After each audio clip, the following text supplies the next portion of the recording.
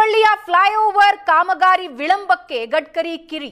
4 ವರ್ಷದಿಂದ ಕುಂಟುತ್ತಾ ಸಾಗ್ತಾ ಇದೆ ಫ್ಲೈಓವರ್ ಕಾಮಗಾರಿ. ಜನರ ನಿತ್ಯ ನರಕ ಹೈರಾಣು ಮಾಡಿದೆ. ಆಮೆಗತಿ ಕಾಮಗಾರಿಗೆ ಕೇಂದ್ರ ಸಚಿವ ಗಡ್ಕರಿ ಕೆಂಡಾಮಂಡಲರಾಗಿದ್ದಾರೆ. ರಾಜ್ಯ ಸರ್ಕಾರದ ಅಧಿಕಾರಿಗಳಿಗೆ ಕೇಂದ್ರ ಸಚಿವರು ತರಾಟೆಗೆ ತೆಗೆದುಕೊಂಡಿದ್ದು, ಕೇಂದ್ರದ ಹೆದ್ದಾರಿ ಹಾಗೂ ಸಾರಿಗೆ ಸಚಿವ ಗಡ್ಕರಿ ತೀವ್ರ ಬೇಸರ ವ್ಯಕ್ತಪಡಿಸಿದ್ದಾರೆ.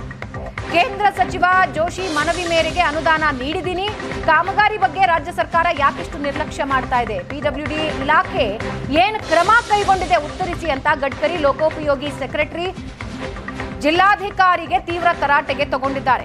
4 ವರ್ಷದಲ್ಲಿ ಕೇವಲ 48% ಫ್ಲೈಓವರ್ ಕಾಮಗಾರಿ ನಡೆದಿದೆ. ಕಾಮಗಾರಿಯಿಂದ ಹುಬ್ಬಳ್ಳಿಯ ಪ್ರಮುಖ ರಸ್ತೆಗಳೆಲ್ಲ ಧೂಳುಮಯ ಆಗಿದೆ. ಧಾರವಾಡ ಜಿಲ್ಲಾಧಿಕಾರಿ ದಿವ್ಯಪ್ರಭು ಬಗ್ಗೆಯೂ ಗಡ್ಕರಿ ಅಸಮಾಧಾನ ಹೊರಹಾಕಿದ್ದು, ಗದಗ ರಸ್ತೆಗೆ ಸಂಪರ್ಕಿಸುವ ಫ್ಲೈಓವರ್ ಕಾಮಗಾರಿಗೆ ಭೂಸ್ವಾಧೀನ ಆಗಿಲ್ಲ, ಕಾಮಗಾರಿ ಸ್ಥಗಿತವಾಗಿದೆ, ಹೀಗೆ ಮಾಡಿದ್ರೆ ಗುತ್ತಿಗೆದಾರ ಓಡ್ ಹೋಗ್ತಾನೆ ಅಂದಿದ್ದಾರೆ.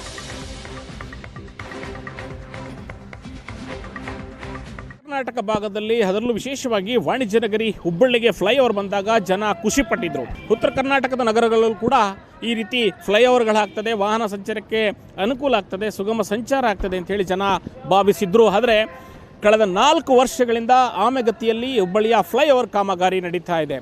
ಹುಬ್ಬಳ್ಳಿಯ ಚೆನ್ನಮ್ಮ ಸರ್ಕಲ್ನಿಂದ ಪ್ರಮುಖ ರಸ್ತೆಗಳು, ಒಂದು ವಿದ್ಯಾನಗರ, ಒಂದು ಗೋಕುಲ ರಸ್ತೆ, ಒಂದು ವಿಜಯಪುರ ರಸ್ತೆ, ಇನ್ನೊಂದು ಗದಗ ರಸ್ತೆಗೆ ಈ ಫ್ಲೈಓವರ್ ಕನೆಕ್ಟ್ ಮಾಡಬೇಕು ಅಂತ ಹೇಳಿ ಕೇಂದ್ರ ಸಚಿವ ಪ್ರಹ್ಲಾದ್ ಜೋಶಿ ಅವರು ಅತ್ಯಂತ ಮುತುವರ್ಜಿ ವಹಿಸಿ ಈ ಅನುದಾನವನ್ನು ಮಂಜೂರಾತಿಯನ್ನು ಮಾಡಿಸ್ಕೊಂಡಿದ್ರು. ಕಾಮಗಾರಿ ಕೂಡ ಆರಂಭವಾಯಿತು. ಆದರೆ ಕಾಮಗಾರಿ ಆರಂಭವಾಗಿ 4 ವರ್ಷ ಕಳೀತಾ ಇದೆ. ಆಮೆಗತಿಯಲ್ಲಿ ಸಾಗ್ತಿರೋ ಕಾಮಗಾರಿಯಿಂದ ಜನ ನಿತ್ಯ ನರಕವನ್ನು ಅನುಭವಿಸ್ತಾ ಇದ್ದಾರೆ. ನೋಡ್ಬೋದು, ಇಲ್ಲಿ ಹಳೆಕೋಡ್ ಸರ್ಕಲ್ ಅಂತ ನಾವೇನು ಕರಿತೇವೆ, ಇದು ವಿಜಯಪುರ ರಸ್ತೆಗೆ ಸಂಪರ್ಕ ಕಲ್ಪಿಸುತ್ತೆ. ಬಲಬದಿಯಲ್ಲಿ ಆ ರಸ್ತೆ ಇದೆ, ಎಡಬದಿಯಲ್ಲಿ ನೋಡ್ಬೋದು ಕಾಮಗಾರಿ ನಿಂತ್ಕೊಂಡು 4 ವರ್ಷ ಆಗ್ತಾ ಇದೆ. ಇದೇ ರೀತಿ ಕಾಮಗಾರಿ ಯಾಕಾದರೂ ಹುಬ್ಬಳ್ಳಿಗೆ ಫ್ಲೈಓವರ್ ಬಂತು ಅಂತೇಳಿ ಜನ ಇಡೀ ಶಾಪ ಆಗ್ತಾರೆ. ಈ ಚೆನ್ನಮ್ಮ ಸರ್ಕಲ್ಗೆ ಸಂಪರ್ಕ ಕಲ್ಪಿಸುವಂಥ ರಸ್ತೆ ಯಾವ ದುಸ್ಥಿತಿಯಲ್ಲಿದೆ ಕಾಮಗಾರಿಯಿಂದ ಅನ್ನೋದನ್ನು ನೀವು ನೋಡ್ಬೋದು.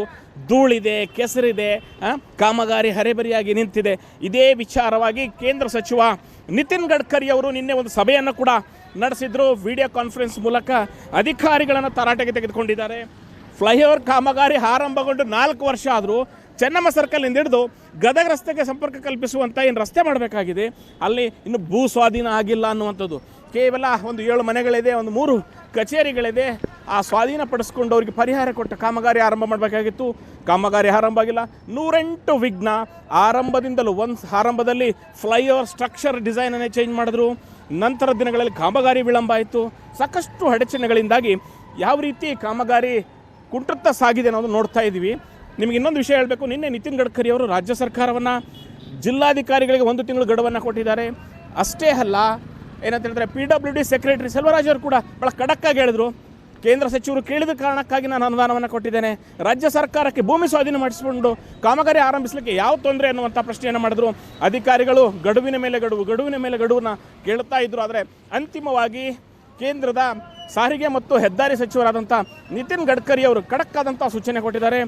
ಒಂದು ವೇಳೆ ನೀವು 1 ತಿಂಗಳೊಳಗಾಗಿ ಸುಲಲಿತವಾಗಿ ಕಾಮಗಾರಿಯನ್ನು ಆರಂಭಿಸಿ ಕಾಮಗಾರಿ ಪೂರ್ಣಗೊಳಿಸದೆ ಹೋದರೆ ನಾವು ಅಲ್ಲಿಂದ ಕಾಮಗಾರಿ ಮಾಡ್ತಿರುವಂಥ ಗುತ್ತಿಗೆದಾರ ಅಲ್ಲಿಂದ ಜಾಗ ಖಾಲಿ ಮಾಡ್ತಾನೆ ಅನ್ನುವಂಥ ಮಾತನ್ನು ಕೂಡ ಅವ್ರು ಹೇಳ್ತಾ ಇದ್ರು. ಯಾಕಂತ ಹೇಳಿದ್ರೆ ಗುತ್ತಿಗೆದಾರ ಹೇಳುವಂಥದ್ದು ನನಗೆ ಸಹಕರಿಸ್ತಾ ಇಲ್ಲ ಅಂತೇಳಿ ಇಲ್ಲಿ PWD ಅಧಿಕಾರಿಗಳು, ನ್ಯಾಷನಲ್ ಹೈವೇ ಅಧಿಕಾರಿಗಳು, ಜಿಲ್ಲಾಡಳಿತ, ರಾಜ್ಯ ಸರ್ಕಾರ ಪ್ರತಿಯೊಬ್ಬರು ಕೂಡ ವಿಳಂಬ ಧೋರಣೆಯನ್ನು ಅನುಸರಿಸ್ತಾ ಇದ್ದಾರೆ. ನಿರ್ಲಕ್ಷ್ಯ ಭಾವನೆಯನ್ನು ತೋರಿರೋದ್ರಿಂದ ಈ ಹುಬ್ಬಳ್ಳಿಯ ಫ್ಲೈಓವರ್ ಕಾಮಗಾರಿ ಅತ್ಯಂತ ವಿಳಂಬವಾಗಿ ಸಾಗ್ತಾ ಇದೆ. ಸಾರ್ವಜನಿಕರಿಗೆ ಕಿರಿಕಿರಿಯನ್ನು ಉಂಟು ಮಾಡ್ತಾ ಇದೆ. ಯಾವ ರೀತಿ ಅಂತ ಹೇಳಿದ್ರೆ ಇದ್ದಿದ್ದ ರಸ್ತೆ ಇದ್ರೆ ಸಾಕಾಗಿತ್ತು, ಈ ಫ್ಲೈಓವರ್ ಬೇಕಾಗಿರಲಿಲ್ಲ ಅಂಥೇಳಿ ಜನ ಇಡೀ ಶಾಪ ಹಾಕುವಷ್ಟರ ಮಟ್ಟಿಗೆ ಫ್ಲೈಓವರ್ ಹುಬ್ಬಳ್ಳಿ ಜನರಿಗೆ ಬೇಸರ ಹುಟ್ಟಿಸಿದೆ. ಕ್ಯಾಮ್ರಾಮನ್ ನನ್ನ ಜೊತೆ ಗುರುರಾಜ್ ಶುಗಾರ್, ಏಷ್ಯಾನೆಟ್ ಸುವರ್ಣ ನ್ಯೂಸ್.